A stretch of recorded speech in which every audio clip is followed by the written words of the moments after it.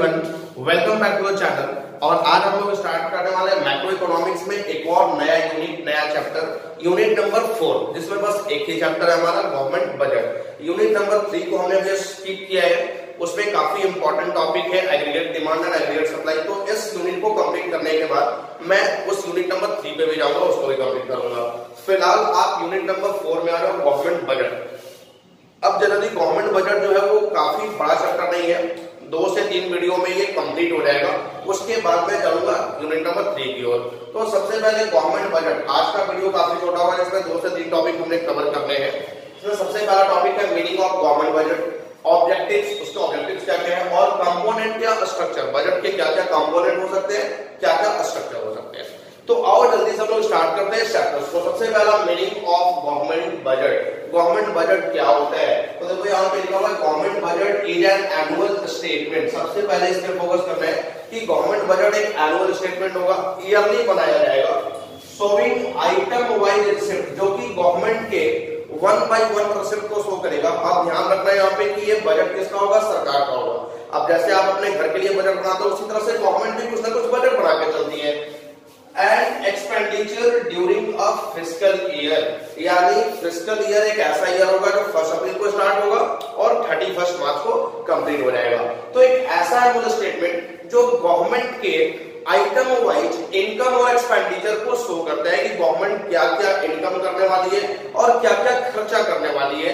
अब यहाँ पे एक चीज याद रखना होगा कि ये जो है ये एक्चुअल नहीं होता है, नॉट एक्चुअल, ये एक्चुअल बिल्कुल भी नहीं है, बट एस्टिमेटेड।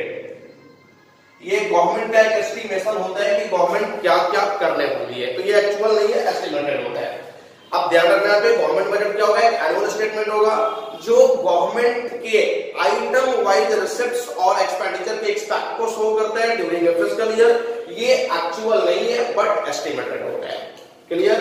अब उसके बाद ये ऑब्जेक्टिव्स ऑफ गवर्नमेंट बजट, ये काफी इंपॉर्टेंट टॉपिक है, इसको आप अच्छे से फोकस करना।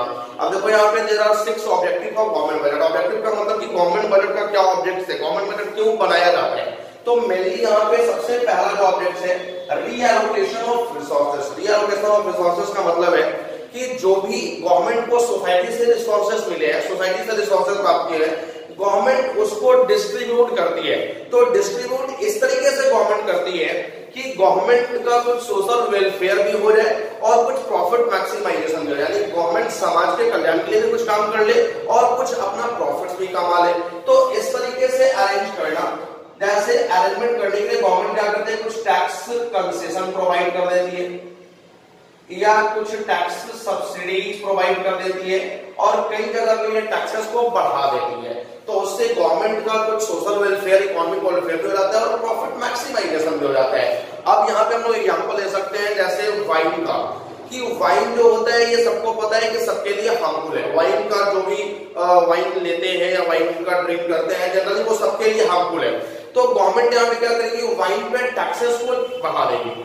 अब टैक्सेस जब वो बढ़ाएगी काफी ज्यादा, तो उस केस में बहुत सारे लोग वाइन पीना बंद कर देंगे, क्योंकि टैक्सेस बढ़ने से उसका प्राइस भी तो बढ़ जाएगा। तो बहुत सारे लोग वाइन पीना बंद कर देंगे, तो इससे सोशल वेलफेयर हो गया। लेकिन जो लोग पीते हैं वो तो पिएंगे ना, तो उससे गवर्नमेंट का कुछ प्रॉफिट भी आ जा रहा है, प्रॉफिट मैक्सिमाइजेशन भी हो जा रहा है, ज्यादा से ज्यादा टैक्स गवर्नमेंट को मिल रहा है। तो यहाँ पे गवर्नमेंट जो है वो कुछ सोशल वेलफेयर भी कर ले रही है और टैक्स जनरेट करके वहां पे कुछ प्रॉफिट मैक्सिमाइजेशन भी कर ले रही है। तो इस तरीके से रिसोर्सेज को रीअलोकेट करना है कि गवर्नमेंट का अपना कुछ फायदा भी हो जाए और इकोनॉमिक वेलफेयर और सोसाइटी वेलफेयर भी हो जाए। तो ये आपका पहला ऑब्जेक्टिव है, रीअलोकेशन ऑफ रिसोर्सेज। नेक्स्ट हमारा क्या है, reducing inequality of income and wealth, यानी इनकम एंड वेल्थ के इनइक्वालिटी को, जहां पे इक्वालिटी नहीं है इनकम और वेल्थ में, उसको रिड्यूस करना। तो गवर्नमेंट ये कैसे रिड्यूस करती है, through budgetary policy. Through budgetary policy, यानी इस तरह से यहाँ पे एक सिस्टमैटिक बजटरी पॉलिसी का अरेंजमेंट करती है कि जनरली जो इनकम और वेल्थ का इनइक्वालिटी है यहाँ पे कम हो जाए। अब इसके लिए क्या करते हैं गवर्नमेंट की, जो रिच पर्सन है उन पे ज्यादा से ज्यादा टैक्स इंपोज कर देती है और जो पुअर पर्सन है उन पे टैक्स नहीं लगाती। इनफैक्ट जो रिच पर्सन से टैक्सेस आते हैं उस टैक्सेस को भी in the form of subsidy वो पुअर पर्सन के बीच डिस्ट्रीब्यूट कर देती है। तो इससे क्या होता है, इनकम और वेल्थ का जो इनइक्वालिटी है दोनों के बीच में वो बिल्कुल कम हो जाता है। तो that is for the reducing second objective, inequality of income and wealth. Next हमारा क्या है, इकोनॉमिक स्टेबिलिटी। अब इकोनॉमिक स्टेबिलिटी से क्या मतलब है, आपने पिछले चैप्टर में पढ़ा था मनी एंड बैंकिंग में दो चीजों के बारे में, एक इन्फ्लेशन और दूसरा डिफ्लेशन। इन्फ्लेशन और डिफ्लेशन क्या था, अब इकोनॉमिक में अगर इन्फ्लेशन है तो भी वो हार्मफुल है, डिफ्लेशन है तो भी वो हार्मफुल है। तो यानी इकोनॉमिक हमारा एक स्टेबल मोड में होना जरूरी है।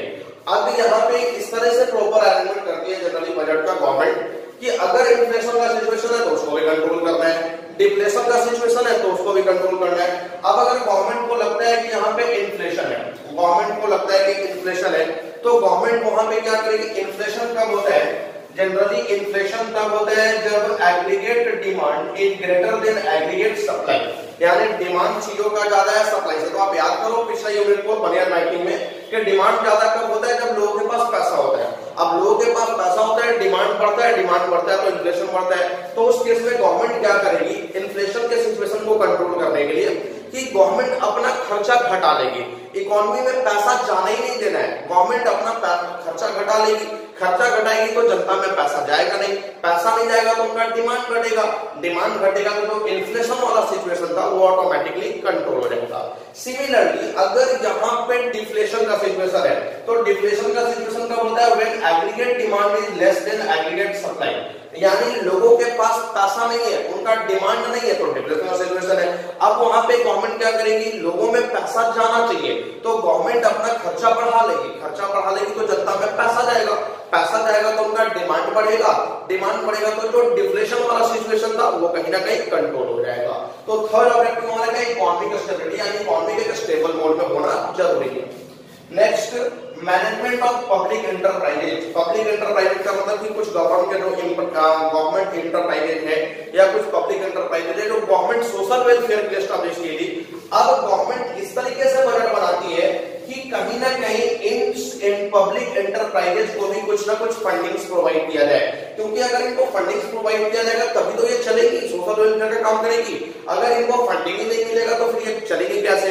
तो इस केस में जब भी गवर्नमेंट बजट बनाती है तो कहीं ना कहीं ये पब्लिक एंटरप्राइजेज का भी एक पोर्शन यहाँ पे रखती है कि इनको भी कुछ ना कुछ फंडिंग प्रोवाइड किया जाए। नेक्स्ट हमारा क्या है, इकोनॉमिक ग्रोथ। अब इकोनॉमिक ग्रोथ का मतलब कि जनरली यहाँ पे गवर्नमेंट बजट का इस तरीके से सिस्टमैटिक अरेंज करती है कि हमारा इकोनॉमिक ग्रोथ, और इकोनॉमिक ग्रोथ का मतलब यहाँ पे होता है कि गवर्नमेंट इस तरीके से बजट अरेंज करती है कि यहाँ पे इन्वेस्टमेंट एंड सेविंग ये दोनों इंप्रूव करे, इन्वेस्टमेंट और सेविंग दोनों इंप्रूव करे, यानी इस तरीके से वो अरेंजमेंट करती है, इस तरीके से लोगों में हैबिट बनाती है कि लोग छोटे मोटे सेविंग करें और सेविंग करके उसको कहीं ना कहीं इन्वेस्ट करें। तो जब वो इन्वेस्ट करेंगे तो वहां से कुछ ना कुछ इनकम जनरेट होगा और वो इनकम जनरली इकोनॉमी में ही लगेगा तो हमारे इकोनॉमी का डेवलपमेंट होगा। फॉर एग्जांपल क्या आप जो भी सेविंग करते हैं वो कहीं ना कहीं किसी न किसी कंपनी वगैरह में इन्वेस्ट करते हैं, कंपनी उसी पैसे से क्या करती है, इंफ्रास्ट्रक्चर डेवलपमेंट करती है, अब बड़े बड़े बिल्डिंग्स बनाती है, बड़े बड़े डैम्स, रोड्स और फ्लाईओवर्स वगैरह बनाती है, तो उससे कहीं ना कहीं हमारा इकोनॉमी तो ग्रोथ कर रहा है। तो इस तरीके से लोगों में हैबिट डालना, हैबिट बनाना कि वो सेविंग्स करें और सेविंग्स करने के बाद वो इन्वेस्टमेंट करें ताकि हमारा इकोनॉमिक ग्रोथ हो। नेक्स्ट, अब लास्ट हमारा क्या objectives, reducing regional disparities. Reducing regional disparities का मतलब क्या है कि अगर कुछ रीजनल डिस्पैरिटीज है, रीजनल इनइक्वालिटीज है तो उसको रिड्यूस करना। अब फॉर एग्जांपल कि जैसे एक रीजन तो हमारा काफी डेवलप्ड है, अब एक रीजन काफी डेवलप्ड है और दूसरा रीजन डेवलप्ड ही नहीं है, तो जनरली जितने भी लोग हैं वो उसी जगह अपना बिजनेस सेटअप करना चाहेंगे, बिल्डिंग बनाना चाहेंगे। जो रीजन काफी डेवलप्ड है, जो डेवलप नहीं है वहां तो कोई सेटअप करना ही नहीं चाहेगा। तो इससे क्या होगा कि एक रीजन तो और ज्यादा डेवलप होते चलेगा और दूसरा रीजन हमारा सेम का सेम रह जाएगा। फॉर एग्जांपल कि एक रीजन है एक्स और दूसरा रीजन है वाई। अब ये रीजन जो है वो काफी डेवलप्ड है तो हर कोई चाहेगा कि हम अपना बिल्डिंग यहीं पे सेट करें, अपना बिजनेस यहीं पे सेटअप करें। इस रीजन पे कोई जाना नहीं चाहेगा, तो यहाँ पे जब सारे लोग अपना बिल्डिंग्स बनाएंगे, सारे लोग अपना बिजनेस सेट करेंगे तो ये रीजन हमारा काफी डेवलप हो जाएगा और इस रीजन का डेवलपमेंट ही नहीं नहीं होगा। तो गवर्नमेंट इस तरीके से अपने प्रॉपर सिस्टमैटिक अरेंज करती है बजट का कि यहाँ पे जो रीजन डेवलप नहीं है वहां पे गवर्नमेंट बहुत सारे फैसिलिटीज प्रोवाइड कर देती है। अब बहुत सारे फैसिलिटीज जैसे सब्सिडीज दे देती है, कुछ कंसेशन दे देती है। तो जनरली जब यहाँ पे फैसिलिटीज प्रोवाइड करेगी गवर्नमेंट तो सारे लोग अपना बिजनेस, अपना बिल्डिंग यहीं पे सेटअप करना चाहेंगे, तो फिर इस रीजन का भी काफी डेवलपमेंट हो जाएगा। That's called the reducing regional disparity, यानी जो रीजन्स में डिस्पैरिटीज था, दोनों में काफी डिफरेंसेस थे, वो डिफरेंसेस को वो क्या करती है, रिड्यूस करती है। तो ये थे गाइस 6 ऑब्जेक्टिव गवर्नमेंट बजट के। होपफुली आपको ये सारे कुछ क्लियर है।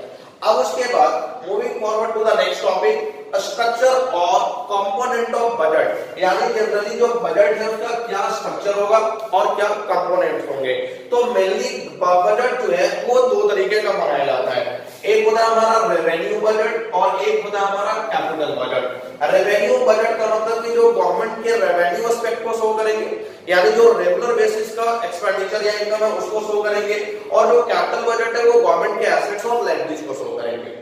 अब उसके बाद रेवेन्यू बजट में 2 चीजों के बारे में पढ़ना है, एक रेवेन्यू रिसिप्ट्स और एक रेवेन्यू एक्सपेंडिचर, यानी रेगुलर बेसिस पर जो गवर्नमेंट का रिसिप्ट होने वाला है और रेगुलर बेसिस पे जो गवर्नमेंट खर्चा करने वाली है, ये रेवेन्यू बजट के अंदर आ जाता है। सिमिलरली कैपिटल बजट का भी 2 टाइप होगा, एक कैपिटल रिसिप्ट यानी जो नॉन रेकरिंग नेचर का रिसिप्ट होगा, और नेक्स्ट हमारा कैपिटल एक्सपेंडिचर।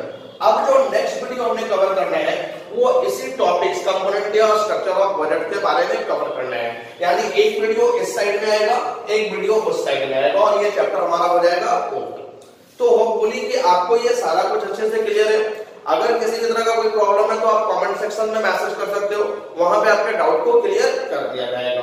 तो आप इसका नोट्स बनाओ, साथ ही साथ आप एनसीईआरटी का लैंग्वेज पढ़ना मत भूलो, वहां से आपको सारी चीजें क्लियर हो जाए, क्योंकि हमने जो नोट्स दिए हैं वो बिल्कुल शॉर्ट नोट्स है। आप इसके हेल्प से एनसीईआरटी का लैंग्वेज चेक करो, सारा कुछ क्लियर हो जाएगा। तो इसको पढ़ते रहो।